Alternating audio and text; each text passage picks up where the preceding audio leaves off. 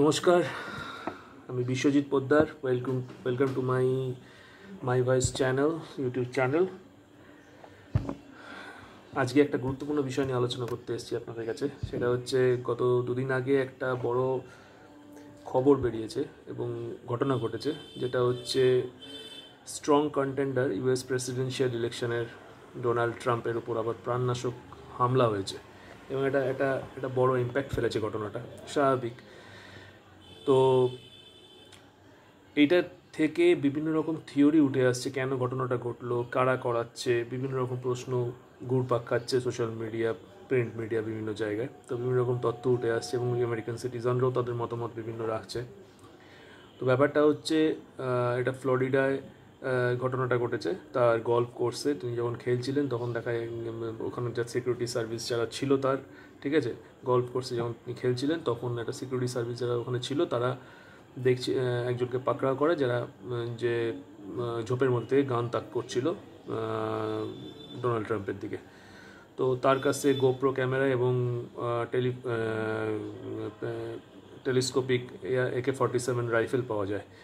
এবং সবথেকে বড় ঘটনা হচ্ছে, ব্যাপারটা হচ্ছে, সেটা হচ্ছে যে 13ই জুলাই আই হোপ সো, যে বাটলারে যার উপরে একটা পেনিসিলভেনিয়াতে তার উপর একটা প্রাণঘাতক হামলা হয়েছিল, তারপরে সিকিউরিটি এতটা ল্যাক করলো কী করে, সেটাই একটা বড় প্রশ্ন।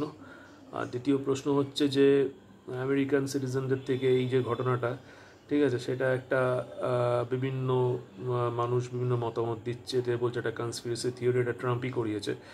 কেননা আপনারা জানেন লাস্ট প্রেসিডেন্সিয়াল ডিবেটে কামালা হ্যারিসের থেকে ট্রাম্প অনেক কিছুটা পিছিয়ে ছিল, 52% Kamala Harris and 47% I hope Donald Trump. তো এবং বেশ কিছু সুইঙ্গিং স্টেটস আছে ইউনাইটেড স্টেটসে, যেরকম পেনিসিলভেনিয়া আছে, জর্জিয়া আছে, অ্যারিজোনা আছে। এই সমস্ত স্টেটসের ভোটের উপরে ডিপেন্ড করে বা করে এসছে যে কোন ডেমোক্রেটিক না রিপাবলিকান কে ক্ষমতায় আসবে।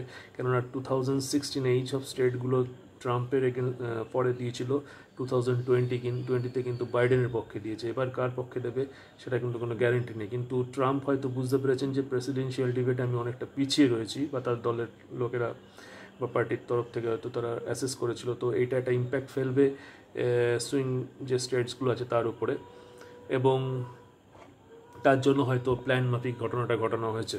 এবং সবথেকে বড় কথা যে ব্যক্তি এই ঘটনাটা ঘটিয়েছে তার ছেলে, ভদ্রলোকের নাম ব্যক্তির নাম হচ্ছে রায়ান ওয়েলসলি রাউথ, এবং সে ক্যারোলিনায় থাকে। এবং তার ছেলে বলছে যে সে আগে ট্রাম্পের পক্ষেই ছিল, কিন্তু এখন ট্রাম্প বিরোধী সে, এবং সে ইউক্রেনের যুদ্ধ সাপোর্ট করে যেটা রাশিয়ার সাথে চলছে। এবং বাট তার বাবা এই ঘটনাটা ঘটাতে পারে না। এবং আমেরিকান সিটিজেনের তরফ থেকেও বলা হয়েছে যে হ্যাঁ, ট্রাম্পের বিরোধী হতে পারে, কিন্তু বাঘের কাছে ঢুকে বাঘকে শিকার করা একটা নেক্সট টু ইম্পসিবল। তো ব্যাপারটা একটুখানি সবারই গণ্ডগোলে লিখেছে। বাট 13ই জুলাই 2024 পেনিসিলভেনিয়াতে ঘটনার পর যে ওনারা ডিভাইন থিওরি,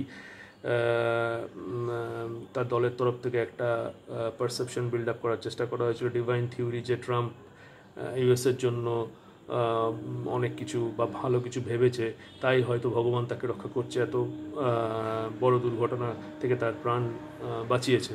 এবং এক্ষেত্রেও একটা এরকম থিওরি বিল্ড আপ করার বা পারসপেক্টিভ বিল্ড আপ করার চেষ্টা হচ্ছে, এবং তার দলের তরফ থেকেও বলা হয়েছে এই কথাটা।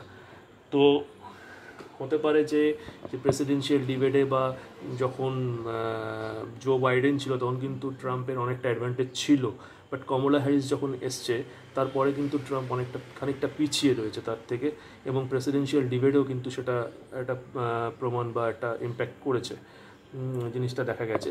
তো সেক্ষেত্রে আমার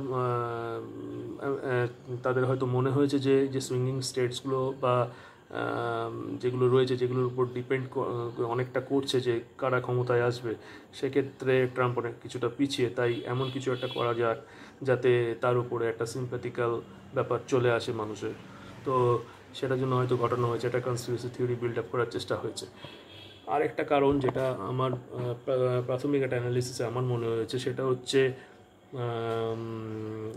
যে কিছুদিন আগে ট্রাম্প বলেছিলেন যে যদি মানে ট্রাম্প যদি পাওয়ারে আসে তাহলে সবথেকে আগে জেলেন্সকি বা ইউক্রেনের সাপোর্ট সিস্টেম বন্ধ করবে, যে যুদ্ধ চলছে রাশিয়ার সাথে, ফান্ডিং বা ওয়েপন সার্ভিস, যে ওয়েপন যে সাপ্লাই হচ্ছে সেটা বন্ধ করবে, এবং ন্যাটো থেকে বেরিয়ে আসবে। কেন ন্যাটো ম্যাক্সিমাম কন্ট্রিবিউশন ফাইন্যান্সিয়ালি আমেরিকার এবং সৈন্য সাপোর্টও বেশি আমেরিকার।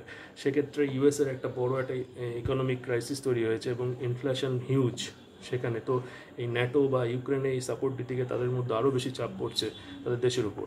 তো সেক্ষেত্রে সে এই ন্যাটো থেকেও বেরিয়ে আসতে চাইছে এবং জেলেন্সকি সাপোর্টও বন্ধ করতে চাইছে বা যুদ্ধ বন্ধ করতে চাইছে। যেটা আপনারা দেখবেন, আমাদের মোদিজিও গেছিলেন রাশিয়ায় এবং ইউক্রেনে গেছিলেন, এই প্রস্তাবও রেখে এসছেন। তো দুটো ব্যাপার আছে এখানে, যে যখন পুতিনকে মোদিজি যুদ্ধ বন্ধের প্রস্তাব দিয়েছিলেন, তো পুতিন বলেছিলেন ঠিক আছে, আমাদের একটা প্ল্যান অফ অ্যাকশন আপনি দিন, আপনারা কী চাইছেন, কী প্রপোজাল আমরা অফিসিয়ালি দিন, আমরা সেটা অবশ্যই ভেবে দেখব, এবং আমি যুদ্ধ বন্ধ করতে খুবই মানে আমি ইন্টারেস্টেড। তো বাট যখন জেলেন্সকির কাছে যাওয়া হলো তখন সে ব্যাপারটা একটু অন্যরকম নিল, যে 50টা একটা কন্ডিশন মোদিজির সামনে দিল, যে আপনাকে বলতে হবে, যে একটা কন্ডেম করতে হবে রাশিয়াকে, যে Putin cheater, Russia cheater, terrorist অ্যাক্টিভিটিসে তাদের ইনভলভমেন্ট রয়েছে, অন্যায়ভাবে ইউক্রেনে আক্রমণ করেছে ইউক্রেন লুট করার জন্য।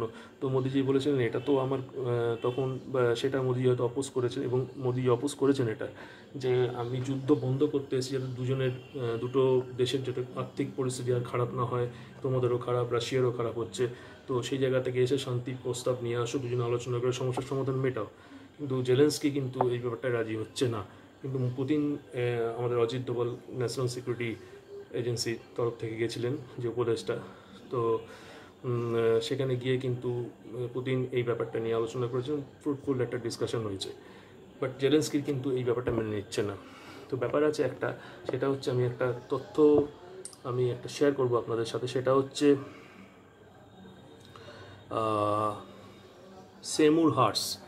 সেমুর হার্স হচ্ছে একজন জিওপলিটিক্যাল রিনাউড একজন জার্নালিস্ট, যে ইনভেস্টিগেশন জার্নালিজমও করেন। তার ওয়েবসাইটে একটা রিপোর্ট বেরিয়েছে, এবং সেই রিপোর্টটা খুবই মানে, তার আগে একটা কথা বলি, যে এই পর্যন্ত 2022-24 ফেব্রুয়ারিতে যুদ্ধ শুরু হয়েছিল রাশিয়া ইউক্রেন, তবে থেকে যুদ্ধ শুরু হওয়ার পর থেকে কত ফান্ডিং আমেরিকা করেছে ইউক্রেনে, প্রায় 175 বিলিয়ন। তার মধ্যে বলছে যুদ্ধ শুরু হওয়ার পর থেকে মার্কিন কংগ্রেস 5টি বিল পাশ করেছে যা ইউক্রেনকে ধারাবাহিক সহযোগিতা প্রদান করেছে, সর্বশেষটি 2024 সালের এপ্রিল মাসে। এই বিলগুলো অধীনে মোট বাজেট কর্তৃপক্ষ যা সংবাদ মাধ্যমে প্রায়ই উল্লেখ করা হয় তা হলো 175 বিলিয়ন। এই বিশাল অর্থ সাহায্য ইউক্রেনের বিভিন্ন মানুষ প্রতিষ্ঠানকে সহায়তা করেছে, যার মধ্যে শরণার্থী, আইন প্রণয়নকারী সংস্থা এবং স্বাধীন রেডিও সম্প্রচারকারীরা অন্তর্ভুক্ত, যদিও বেশিরভাগ সহায়তা সামরিক সম্পর্কিত। আর একটা রিপোর্ট যেটা সেমুর হার্সের ওয়েবসাইট থেকে বেরিয়েছে, এটা একটা ক্রুশাল, যেটা হচ্ছে সিআইএ রিপোর্টস, সেটা হচ্ছে আমেরিকান ইন্টেলিজেন্স ডিপার্টমেন্ট থেকে যেটা রিপোর্ট বেরিয়েছে, সেটা সেমুর হার্স তার ওয়েবসাইটে দিয়েছে। সেটা হচ্ছে ইউক্রেনের প্রেসিডেন্ট জেলেন্সকি এবং তার সঙ্গীরা কমপক্ষে $400 মিলিয়ন আত্মসাৎ করেছেন, যা ডিজেল জ্বালানি কেনার জন্য ইউক্রেনে পাঠানো হয়েছিল বলে রাশিয়ান সংবাদ সংস্থা টাস মার্কিন সাংবাদিক সেমুর হার্সের ওয়েবসাইটে উদ্ধৃত করে জানিয়েছেন।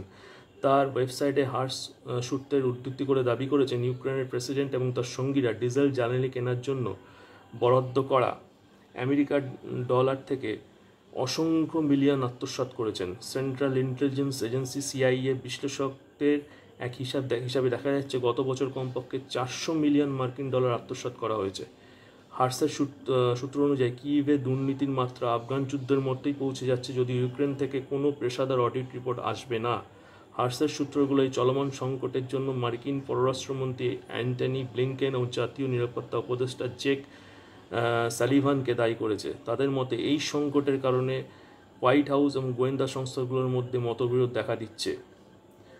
তো ব্যাপারটা বুঝতে পারলেন যে ফান্ডিং তারা জ্বালানির জন্য পাঠাচ্ছে, সেই ফান্ডিং জেলেন্সকি তার সহযোগীরা আত্মসাৎ করছে, এবং আরবো ডলার $175 বিলিয়ন ইতিমধ্যে 2 বছরে চলে গেছে। এবং একটা ব্যাপার হচ্ছে যে সেই তার কোনো অডিট রিপোর্ট নেই, সেই টাকাগুলো কোথায় যাচ্ছে, আদৌ যুদ্ধে লাগানো হচ্ছে কি না, ওয়েপন্স কোথায়, ওয়েপন্সও বিক্রি করে দেওয়া হচ্ছে।